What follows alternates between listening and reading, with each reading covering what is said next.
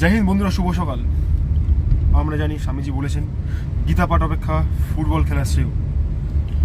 এর অর্থ এই নয় যে গীতা পড়বো না, শুধু ফুটবল খেলে যাব।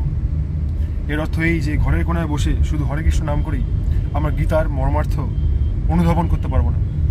এজন্য আমাদের জীবন সংগ্রামের সম্মুখীন হতে হবে এবং সেটা তার সম্মুখীন হয়েই কাপুরুষতা দূর করে তবে গিয়ে গীতার কিছু মর্মার্থ আমরা অনুভব করতে পারবো।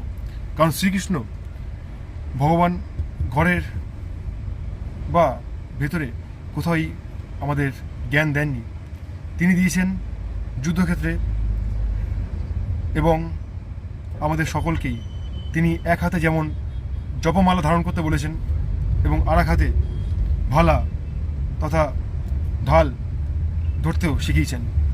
তো সুতরাং বন্ধুরা, আজ থেকে আমাদের গীতা পাঠের সূচনা অনুষ্ঠিত হলো।